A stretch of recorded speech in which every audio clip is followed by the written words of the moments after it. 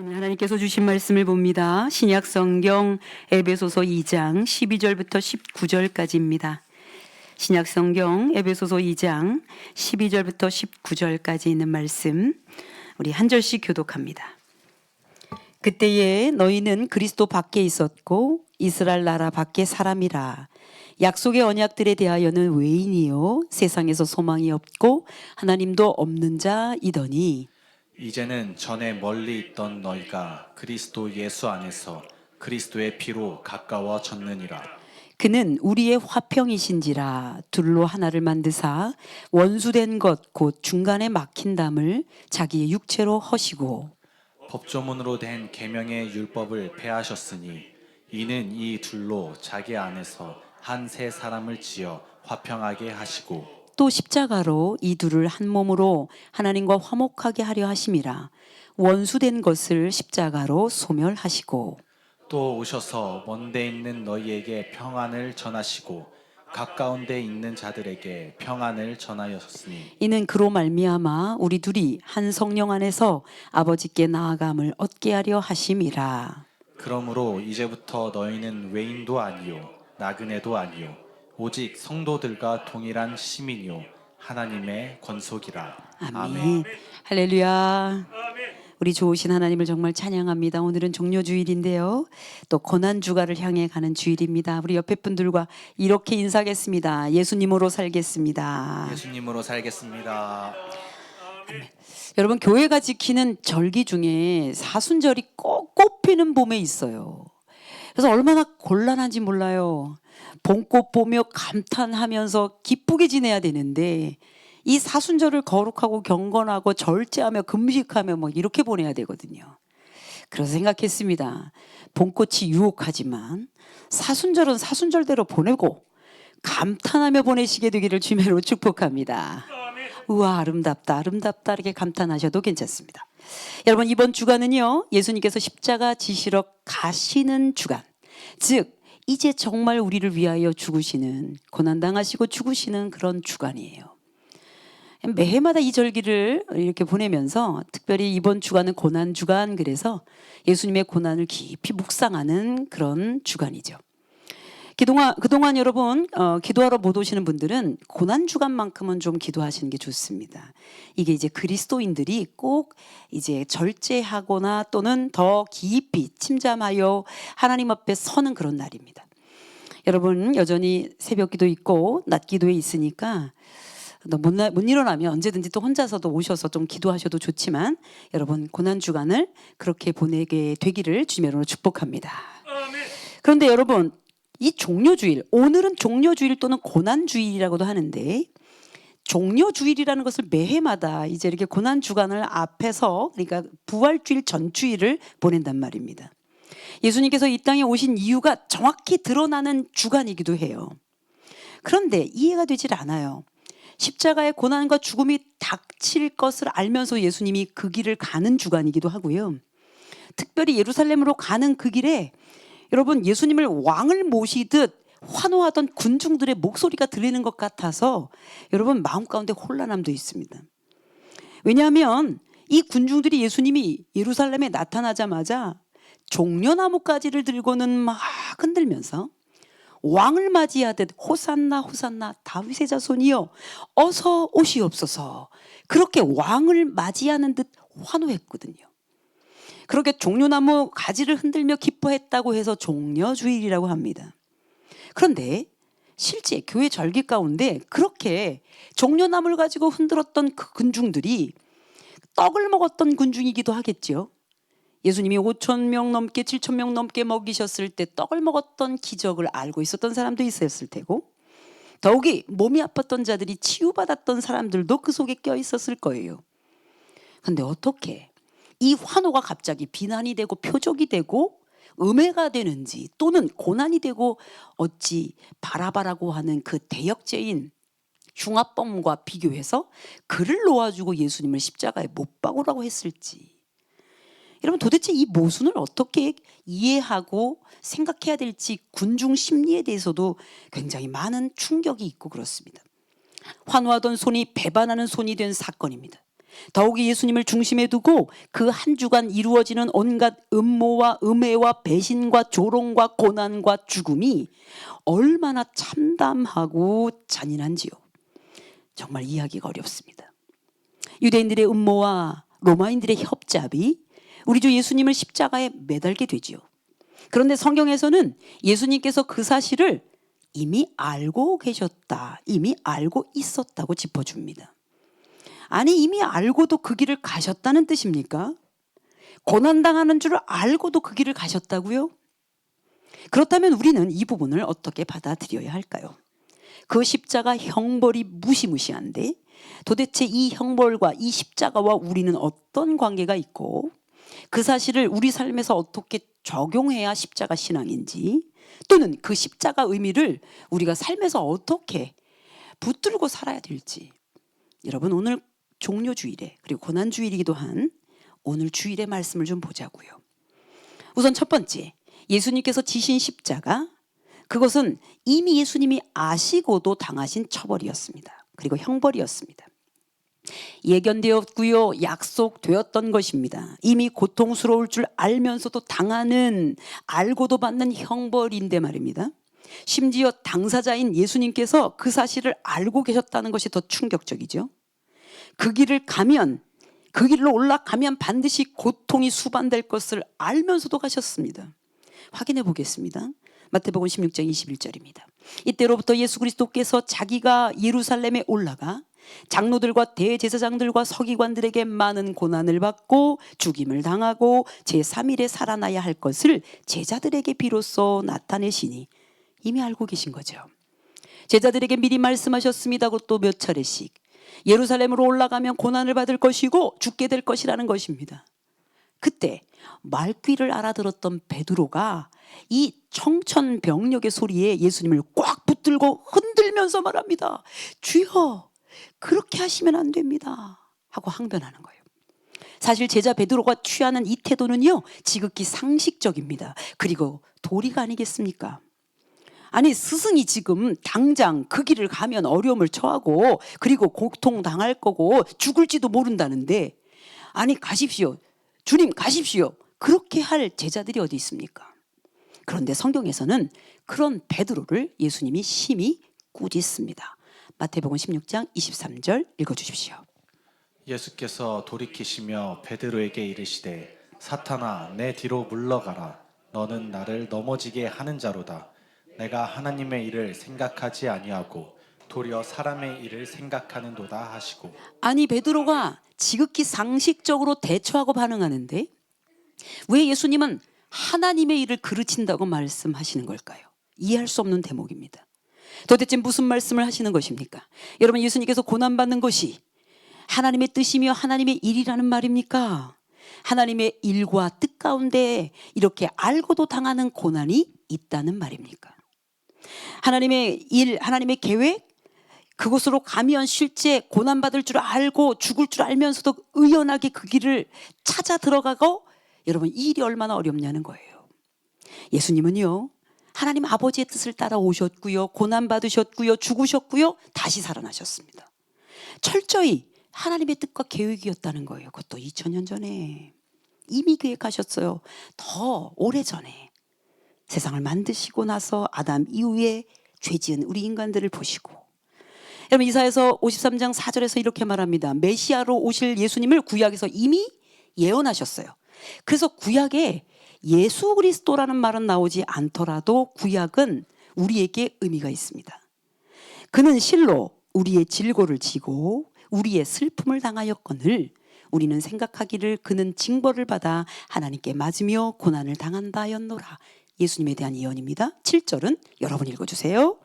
그가 곤욕을 당하여 괴로워할 때도 그의 입을 열지 아니하였으며 마치 도수장으로 끌려가는 어린 양과 털 깎은 자 앞에서 잠잠한 양같이 그의 입을 열지 아니하였도다. 장차 오실 메시아 예수는 우리 인간의 질고와 슬픔을 짊어지신 분이시고 곤욕을 당해도 그대로 견디신 분이시라는 이거예요. 이유는 그게 하나님의 뜻이었기 때문입니다. 더욱이 이 십자가 형벌은 저주받은 자가 당하는 극심한 형벌인데 그것을 친히 받으시고 계신 겁니다. 그 형벌은 죄가 없으신 주님이 지시면 안 되는 것이었습니다. 우리의 죄가 저주를 받아 마땅한 것인데 우리가 받을 저주를 지금 예수님이 대신 받으시는 십자가 사건이란 얘기입니다. 갈라디아서 3장 13절 우리 전도사님 읽어주십시오. 그리스도께서 우리를 위하여 저주를 받은 바 되사 율법의 저주에서 우리를 속량하셨으니 기록된 바 나무에 달린 자마다 저주 아래에 있는 자라 하였습니다. 아담 이후에 죄인으로 저주받을 수밖에 없었던 우리였어요. 여기서 저주받을 인생이란 뜻은 심판당한다는 뜻입니다. 지금 이 히터를 꺼주셔도 됩니다. 사랑하는 여러분, 그리스도께서 우리를 위하여 저주를 받은 바 되셔서 율법의 저주에서 우리를 속량하셨고 기록된 바 나무에 달린 자마다 저주 아래 있는 자, 즉 뭐냐면 아담 이후에 죄 지은 우리들은 심판받아 마땅할 지옥 인생으로 갈 저주의 인생이었다는 뜻이에요. 그런데 예수님이 대신 감당하신 겁니다. 아담 이후 죄인으로 저주받을 수밖에 없었던 우리를 살리시려고 그리스도께서는 대신 그 저주를 십자가로 감당하셨습니다. 하나님의 뜻임으로 순종하셨지만 그 고통은 이루 말할 수 없었습니다. 그런데 우리는 어떻습니까? 우리도 그렇게 할 수 있을까요? 여러분, 그 길을 선택하면 그 길로 가게 되면 분명히 고통스러울 수 있고 가난할 수 있는데 또 어려움을 당할 수 있는데 그것이 예견되고 예측될 수 있는데 갈 수 있습니까? 그런데 하나님이 하라고 하시는 말씀을 분명히 들을 수 있으면 가능합니다. 우리의 영이 되살아나면 분명히 그 길이 험난한 길인데도 알면서도 선택하여 스스로 그 길을 갈 수 있는 사람들이 그리스도인들입니다. 우리 일반 그리스도인들에게도 믿음으로 사는 삶이 그렇습니다. 특별히 선교사로 지원하고 자원하는 분들은 좀 더 큰 소명을 받아서 분명히 그곳에 가면 힘들 거예요. 가난할 거예요. 배고플 거예요. 핍박당하거나 순교당할 수도 있어요. 그런데 가는 겁니다. 이전 교회 몇몇 가정이 지오라고 하는 이슬람권 문화 선교하는 선교회에 소속되어 있는 선교사 준비하는 가정들이 좀 있었습니다. 그중 한 가정만 저희와 합류했는데 그분들이 바로 튀니지 선교사 가정인 김현우 선교사, 권혜림 선교사입니다. 그리고 세 딸들입니다. 여러분, 그분들은요 여기 있을 때도 은혜로웠어요. 당시 40만 원 가지고 다시 5가족이 살았고요. 주님이 날마다 채우시는 거로 산다고 고백했습니다. 여러분, 그 젊은 두 분이 나가서 무엇 하지 않으면 여러분 자녀들을 배불리 먹이고 또 더 화려하게 키우고 그렇게 못하겠습니까? 그런데 주께서 가라고 하시는 그 길을 가기로 작정한 그 순간부터 정말 그 믿음으로 사는 거예요. 예수님의 뒤를 따르는 일이니 자신의 현재적 삶을 부인합니다. 그리고 자기에게 허락하신 소명을 따라서 가고 있는 겁니다. 마태복음 16장 24절 제가 봉독합니다. 이에 예수께서 제자에게 이르시되 누구든지 나를 따라오거든 자기를 부인하고 자기 십자가를 지고 나를 따를 것이니라. 여기서 자기 부인은 옛사람의 잔재입니다. 자기 십자가는 주님이 오라고 하시는데 그 길이 고통스러운, 때로는 생명이 위협받을 수 있는 그 길이라는 거예요. 십자가를 지시는 형벌이 쉽지 않습니다. 예수께도 고통스러운 과정입니다. 그러나 순종함으로 나아가셨대요. 예수님도 고통스러웠다는 얘기입니다. 히브리서 5장 7절부터 8절은 여러분이 읽어주세요. 그는 육체에 계실 때에 자기를 죽음에서 능히 구원하실 이에게 심한 통곡과 눈물로 간구와 소원을 울렸고 그의 경건하심으로 말미암아 들으심을 얻었느니라. 그가 아들이시면서도 받으신 고난으로 순종함을 배워서 하나님의 아들이시면서도 고난을 받을 수밖에 없었던 걸 순종하셨다는 거죠. 육체에 가해지는 고통은 예수님이나 우리나 꼭 같습니다. 그러므로 예수님께서도 이 길 가시는 과정이 그만큼 고통스러우셨다는 뜻이에요. 다만 하나님께 순종하심으로 고통당하신 것입니다. 그게 십자가 사랑이에요. 그 형벌은 예수님께서 이미 당할 줄 알고도 감내하신 고통이고 하나님의 뜻을 순종하는 삶이었습니다. 더욱이 그 길 가는 것이 우리 온 인류의 살 길이었기 때문에 그분이 생명을 포기하신 겁니다. 이미 그리스도인들의 삶을 사는 여러분들을 정말 주님의 이름으로 축복합니다. 그리스도인으로 사는 삶을 제대로 살면 불편하실걸요. 여러분이 진짜 그리스도인으로 제대로 살면 여러분 쉽지 않아요. 때로는 손해보는 일도 많을 겁니다. 희생이 따르기도 할 거예요. 많이 섬겨주셔야 될걸요. 보상도 없이. 그런데 그 길을 알고도 가는 것이 그리스도인들의 길이에요. 나 홀로 구원받아 나만 잘 살려고 신앙생활 한다면 이건 신앙생활이 아닙니다. 아직 어린 겁니다. 주께서 하라시는 일을 힘든 일이라도 순종하는 것 때문에 사실 그 길을 가는 겁니다. 우리 교회 평신도 집사였던 분들이 이제 신학을 하기 시작해요. 여러분 무슨 학문의 한 분야로 하는 게 아니라요. 그 길이 어려운 줄 알고 시작한 겁니다. 그거 본인만 마음먹어서가 아니라 하나님이 막 몰아가시니까 가기 시작한 거예요. 근데 분명히 힘들거든요. 가난할 거거든요. 그리고 하나님이 주신 거 아니면 못 살거든요. 근데 가는 겁니다. 목사님 오늘날 같은 이렇게 뭐 잘 사는 데서 뭐 신학하는 분들도 뭐 그렇지 않던데요. 아니요. 여전히 힘든 과정입니다. 그런데 신기하게도 하나님이 시작하시는 사인들이 그들에게 오기 시작했습니다. 그리고 제게도 와서 기도하고 권면하기 시작했죠. 그렇게 시작한 분들이 여러분 우리 김영옥 간사, 이슬기 집사님입니다. 기대가 되죠. 어떤 기대요? 저들이 이 어려운 길을 잘 견뎌낼 것이라고 하는 확신과 그것 때문에 고통스러워하는 것도 제가 봐야 되는 기대와 그러나 잘할 것이라고 하는 함께 중보하면서 나아갈 것에 대한 그 마음이 느껴집니다. 이 길 이미 힘든 것을 알고 가는 길이니 각오해야 합니다. 감히 십자가 고통과는 비교할 수 없어요. 그러나 박해받을 준비도 되어 있고요. 가난해질 준비, 고난받을 준비, 그리고 조롱받을 수 있을 준비가 된 길입니다. 그래서 가난해질 결심도 하라고 그랬어요. 예수께서 지신 십자가가 그겁니다, 여러분. 고통스러울 줄 알고서도 가신 길이에요. 우리 주님이 알고 가신 그 길이 우리가 가야 될 길입니다, 사실은. 믿음 가지고 사는 여러분, 또는 믿음 가지고 버텨보려고 하는 여러분, 이 간단하지 않은 이 길 들어오신 것, 여러분 정말 가슴 아프게 환영합니다. 왜냐? 우리 인생이 믿음과 관련되어 있지 않은 인생이 이미 여러분 삶 가운데 완전히 널려있기 때문에 여러분은 십자가 하나 붙들고 이 길이 어려운데도 그리스도인으로 살기로 작정하신 분들입니다. 아멘. 여러분 십자가 붙들고 이 어려운 길을 저와 함께 가게 되시기를 주님의 이름으로 축복합니다. 아멘. 저와 함께 가기 전에 우리 주님과 함께 가는 거죠. 이제 두 번째, 우리가 기억해야 될 십자가는요, 그 십자가를 친히 지셔서 자기 자신을 죽게 하고 다른 이들을 살리시는 사랑입니다. 아멘.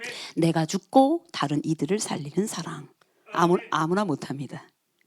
더욱이 죄 없으신 예수님께서 당시 로마 제국의 극형에 해당되는, 여러분 이 십자가형에 그냥 처벌되신다고요? 그 모순, 아무런 저항 없이 그 십자가에 달리신다고요? 이해하기가 어렵습니다. 유대 지도자들과 로마인은 예수님이라는 하는 예수라는 존재만 없애면 된다고 생각하고 여러분 무고로 그리고 음해로 그리고 어떻게든지 군죽을 꿰어서라도 죽일 수 있었겠지만 하나님의 편에서는 우리 인간을 사랑하시는 하나님의 방법으로 사용하신 게 십자가입니다. 여러분 왜 자신의 몸을 죽이는가 하면요, 예수님의 몸이 피로 그 생명으로 둘이 나뉘어진 것을 하나가 되게 할 방법이 생명밖에 없기 때문에 그렇게 하신 겁니다. 피는요 생명으로 하나를 이룰 수 있는 일입니다. 인간은 그냥 분열하기 좋아하는 부류입니다. 함께 하나가 되려고 노력하지 않습니다. 이기적이고 개인적입니다. 그러나 예수님께서는 우리 모두를 하나님의 사랑으로 하나 되게 하시기 위하여 십자가를 마다하지 않으셨습니다. 그러므로 자기 자신이 죽어도 우리들을 살릴 수만 있다면 하고 순종하신 거예요. 그 희생으로 우리가 살았습니다. 실제 오늘날 그렇게 사는 사람이 어디 있습니까, 여러분? 다른 사람 살리려고 내 몸을 죽인다고요? 있을 수 없습니다. 모두 다 자신의 유익을 위해서 살고요, 나를 위해서 다른 이들을 희생시킬 준비가 되어 있습니다. 그러나 십자가 사랑은 결코 그렇지 않아요. 그래서 성경에서 말하는 십자가 사랑은 결코 가볍지 않습니다. 요한일서 4장 7절부터 8절까지 사랑은 하나님께 속한 것이고 하나님이 곧 사랑이라 하시면서 우리를 사랑하시는 사랑이 얼마나 기쁜 사랑인지, 목숨을 바꾼 사랑, 목숨을 내준 사랑이란 뜻이에요. 결코 가벼운 가치가 아니죠. 그래서 하나님 말씀하십니다. 로마서 5장 8절, 우리가 아직 죄인 되었을 때에 그리스도께서 우리를 위하여 죽으심으로 하나님께서 우리에 대한 자기의 사랑을 확증하셨느니라. 내가 얼마나 사랑하는 줄 아니? 내가 얼마나 사랑하면 내 아들을 포기하니? 내가 얼마나 사랑하면 하나님의 자리에서 인간을 구원하기 위하여 이런 방법을 쓰니? 말씀하시는 겁니다. 우리를 위해 죽으신 사랑이 십자가로 드러납니다. 죽어야 할 대상은 우리인데 우리를 살리시기 위하여 예수님이 친히 죽으시는 사랑이기 때문입니다. 그러므로 내가 죽고 당신들이 사는 사랑입니다. 비교할 수는 없지만요, 예수님을 통해 우리에게 보여주신 하나님의 사랑은요, 이 땅에서 조금 비슷한 게 아마 자녀들을 존재케 한 어머니의 사랑이 아닐까 싶습니다. 어머니의 몸을 찢고 나와요. 죽을 것 같은 고통을 감내하고 나와요. 제가 어머니의 고통을 겪어본 적은 없어도 진짜 이 땅의 어머니들 진짜 존경합니다. 죽음의 고통을 감내하고 자녀를 낳는 고통, 생명과 맞바꾸는 사랑이기도 했습니다.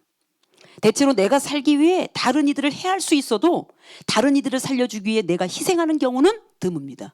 그런데 어머니들이 그 고통을 감내하죠. 로마서 5장 7절에서는 이렇게 말합니다. 의인을 위하여 죽는 자가 쉽지 않다. 물론 우리나라 역사 가운데 나라와 민족을 위해서 개인적인 영화, 부귀 다 버리고 목숨 바쳐 독립운동하거나 나라 발전을 위해서 싸우신 분들이 있습니다. 그런데 그리 많지 않습니다. 그런 고귀한 사랑이 있기는 합니다만 드문 시대를 지금 살고 있지 않습니까?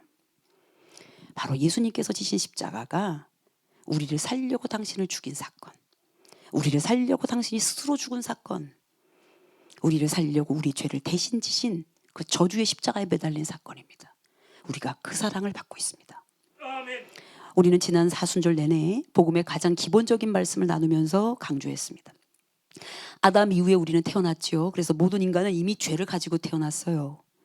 그래서 죄에서 자유롭지 못합니다. 그러나 예수를 딱 믿고 나서부터는 죄에 대해서 정확한 경각심이 생기기 시작해요. 이 땅의 사람들을 만나보세요, 여러분. 심지어 어린아이부터 시작해서 학교에서 일어나는 일들, 바깥에서 일어나는 것들을 보세요. 얘네들이 죄에 대한 감각이 있습니까? 왜 없습니까? 저들이 하나님을 무서워하지 않기 때문에 그렇습니다. 구원받아야 되는 사람들이죠. 그런데 여러분, 이렇게 시작된 우리의 인생이 여러분 저주로 갈 뻔한 걸 예수님이 저주를 해결하신 거잖아요. 그래서 우리가 살았다고요. 히브리서 10장 19절 20절 여러분 읽어주세요. 그러므로 형제들아 우리가 예수의 피를 힘입어 성소에 들어갈 담력을 얻었나니 그 길은 우리를 위하여 휘장 가운데로 열어놓으신 새로운 살 길이요 휘장은 곧 그의 육체니라. 예수의 피를 힘입고 새로운 살 길로 가고 있는 게 여러분들입니다. 예수님은 유대인만을 위한 분이 아니셨습니다. 그래서 이방인과 유대인이 도대체 하나가 될 수 없었는데 이방인들은 이런 사람입니다. 에베소서 2장 12절 13절. 그때 너희는 그리스도 밖에 있었고 우리 같은 사람입니다. 이스라엘 나라 밖의 사람이라 약속의 언약들에 대하여는 외인이요 세상에서 소망이 없고 하나님도 없는 자이더니 이제는 전에 멀리 있던 너희가 그리스도 예수 안에서 그리스도의 피로 가까워졌느니라. 즉 예수 십자가로 이방인 유대인 이제 상관없게 됐단 말이에요. 그리스도의 피로 가까워진 사람이 우리들입니다. 그 피는 생명을 의미합니다. 여러분 대부분 여러분 독립운동을 하든 민족운동을 하든 이런 분들이 대체로 피를 흘리시죠. 생명을 바쳤어요. 다른 이들을 살리기 위해서는요 그 피가 필요한 거예요. 그 희생이 필요했던 거예요.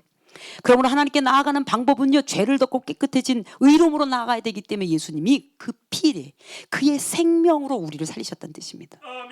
그래서 염소와 송아지의 피를 덮고 구약에선 갔습니다. 매일매일 주님 앞에 무서우니까 이 지저분한 나의 인생이 그냥 가면 안 되니까 깨끗한 염소와 소를 가서 죽임으로 그 피가 덮어져서 하나님 앞에 갔습니다. 근데 매번 갈 때마다 하나님 앞에 가는 거예요. 그렇게 그때마다 여러분 제물을 그렇게 죽일 수는 없잖아요. 그래서 제물로 이 세상에 예수님이 오셨습니다. 예수 그리스도께서 단번에 흘린 피로 우리가 하나님 앞에 담대하게 나가게 됐습니다. 히브리서 9장 13절 14절입니다. 이건 전도사님 읽어주세요. 염소와 황소의 피와 및 암송아지의 죄를 부정한 자에게 뿌려 그 육체를 정결하게 하여 거룩하게 하거든 하물며 영원하신 성령으로 말미암아 흠없는 자기를 하나님께 드린 그리스도의 피가 어찌 너희 양심을 죽은 행실에서 깨끗하게 하고 살아계신 하나님을 섬기게 하지 못하겠느냐. 아니 염소도 황소도 그가 흠없다 하며 하나님이 받아주시거늘 정말 하나님이시고 하나님의 본질이신 아들 예수 그리스도를 바치는데 하나님이 안 받으실 리가 있냐 이런 뜻입니다. 그리스도인이 되면 그리스도를 닮아가는 삶을 살아갑니다. 그래서 예수님처럼 섬기고 예수님처럼 더 사랑하고 예수님처럼 좀 더 희생하게 될 수 있습니다. 그 십자가 사랑이 오늘날 우리 그리스도인들에게도 매일매일 드러나기 위하여 우리가 예배하는 거예요. 그리고 그렇게 살지 못하면 경각심을 갖고 다시 한번 일어서는 것이 신앙생활입니다. 우리 예수님 우리를 구하시기 위해 당신이 죽으시고 우리를 살리셨습니다. 우리가 그 사랑을 받았습니다. 옆에 분들과 다시 한번 이렇게 혹시 자고 있으면 깨우면서 얘기하십시오. 큰 사랑을 받았다고요. 큰 사랑을 받았습니다. 여러분 다시 한번 예수님의 사랑을 받았습니다. 예수님의 사랑을 받았습니다. 제가 여러분의 눈을 지금 안 보고 있는데 조용한 것이 자는 느낌이 들어요. 여러분 우리가 살고 있는 이 세상에 우리나라에 이 사랑이 부어져야 되지 않습니까? 하나가 되게 하시고 서로 치유하는 십자가 사랑을 구합니다. 우리 주님이 당신의 몸을 버려 우리를 살리신 것 때문이라도 우리는 더 이상 싸울 수 없어요. 이제 더 구체적으로 한번 볼까요? 그 십자가는 둘로 나누어진 것을 하나가 되게 하는 화평의 복음입니다. 예수님 당시 유대인과 이방인들은 아예 분리된 계급적 차이가 있었던 존재들이었습니다. 유대인들은 이방인들을 얼마나 무시했는지 개라고 얘기했습니다. 개. 그들 사이에 막힌담이 있어요. 분열이 있었어요. 앙금이 있었어요. 도대체 차별화된 그 벽을 넘을 수가 없었어요. 그런데 예수님이 그걸 허문 거예요. 뭘로? 당신의 몸으로. 14절입니다. 그는 우리의 화평이신지라 둘로 하나를 만드사 원수된 것 곧 중간에 막힌 담을 자기 육체로 허시고. 예수님은 우리의 평화이십니다. 그래서 예수님을 믿으면 뭐 싸우면 안 되는 거예요. 그게 국가 간 종교전이라도 안 되는 거라고요, 여러분. 십자가는 본래 막힌 담을 헐고 하나가 되게 하는, 그리하여 경계를 허물어 한 몸이 되게 하는, 원수 같은 두 사이를 사랑으로 묶어주는 사랑이라고요. 근데 예수 잘 믿을수록 분열된다? 잘못 믿는 겁니다. 그건 예수님을 종교화해서 믿는 종교인일 가능성이 커요.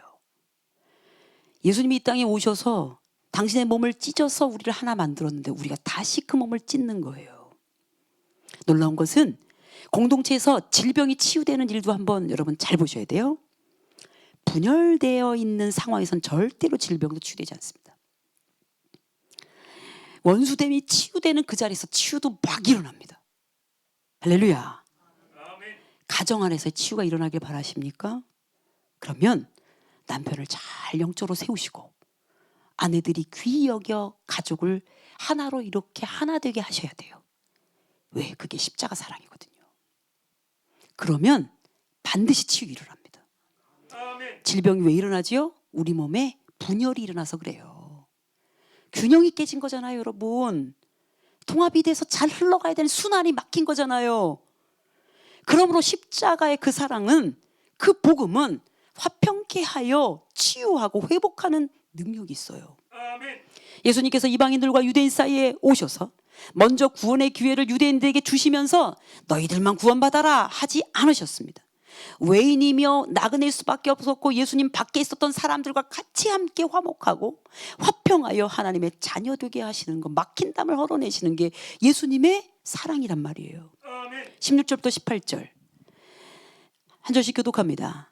또 십자가로 이 둘을 한 몸으로 하나님과 화목하게 하려 하심이라. 원수된 것을 십자가로 소멸하시고 또 오셔서 먼데 있는 너희에게 평안을 전하시고 가까운 데 있는 자들에게 평안을 전하셨으니. 18절을 같이 읽겠습니다.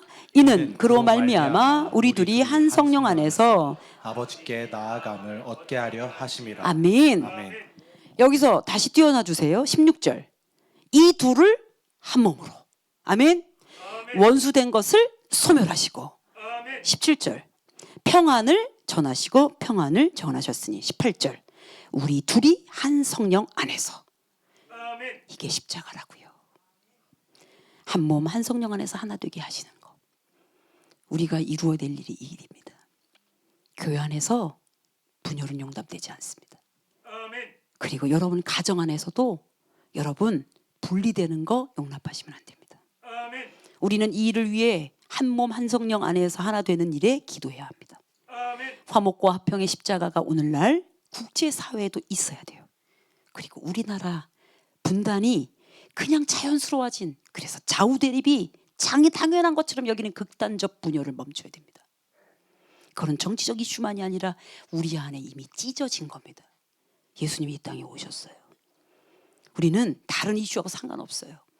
십자가 그 사랑으로 여러분 하나가 되는 일을 위해서 마음을 모아야 합니다. 그러니 이제 차별했던 이방인들이 외인이 아니요 나그네도 아니요 하나님의 가족이라고 말합니다. 19절은 여러분과 함께 읽겠습니다. 그러므로 이제부터 너희는 외인도 아니요 나그네도 아니요 오직 성도들과 동일한 시민이요 하나님의 권속이라. 하나님의 권속을 영어로 말하면 God's family입니다. 하나님의 가족, 하나님의 가족이 된 거예요. 여러분 하나님의 가족이 된 걸 어떻게 알아요? 십자가로 알아요. 미워하는 사람이 없어야 돼요. 분열되는 일이 없어야 되는 게 맞는 거예요. 마음 안에서의 분열, 몸의 분열, 공동체의 분열은 이거는 십자가 정신을 위배한 겁니다. 가난한 시절 우리 교회는요 성도들이 모아주는 성미로 목사님들이 살았어요. 여러분 몇 명 안 되는 그런 성도님들이 각자 다른 쌀을 다 갖고 와서 그걸 섞어서 드셨어요. 그리고 교인들이 같이 나눠 먹기도 했습니다. 저희 친할머님이 권사님으로 하나님 나라 가셨는데 저희가 이제 할머니 댁에 같이 산 적도 있습니다. 그럼 대식구죠. 여러분 성미를 하면요 꼭 어떻게 해요? 그 항아리 같은 쌀독에서 십자가를 그어. 여러분 기억하시는 분들 계실 거예요. 지금은 젊은 세대는 이걸 모릅니다. 성미가 뭔지도 몰라요. 거룩한 쌀입니다. 그래서 그 배고팠던 시절 쌀의 종류도 다 틀린데 옛날엔 정부미라는 것도 있었단 말이에요. 정부에서 주는 아주 오랜 묵은 쌀. 그런데 여러분 십자가를 그어요. 그리고 꼭 가운데서 퍼 이렇게. 십자가로 긋고 여기 가운데서 퍼요. 그럼 어떻게 푸냐? 아빠 거, 엄마 거, 큰딸 거, 작은 딸 거, 둘째 아들 거, 셋째 아들 거.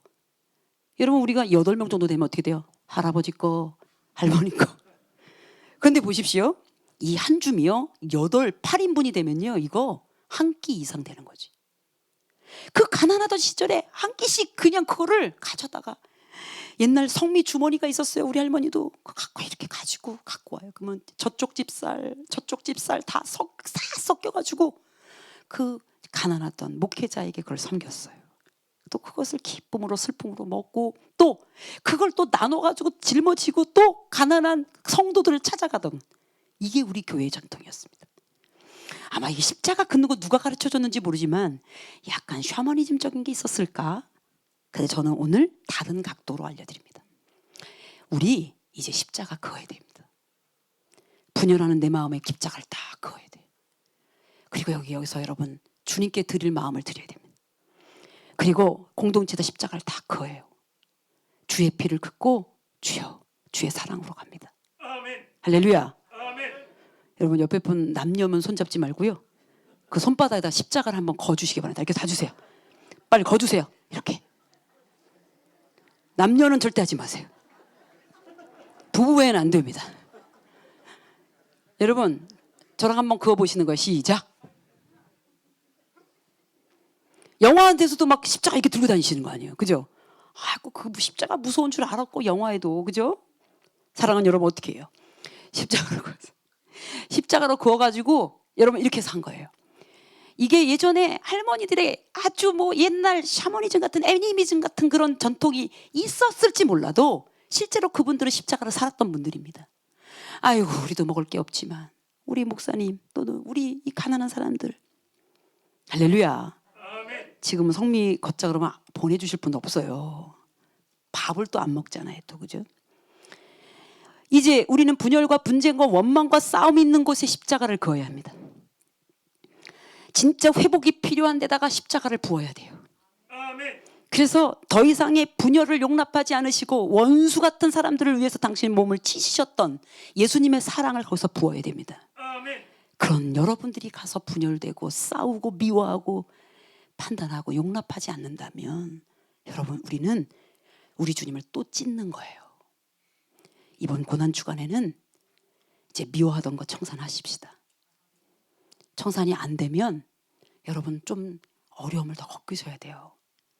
이번 주간에는 용서하지 못한 사람 용서하십시다. 아멘. 할렐루야. 아멘. 사랑하는 여러분, 분명히 고통의 길인 줄 아는데 십자가를 긋고 가는 겁니다.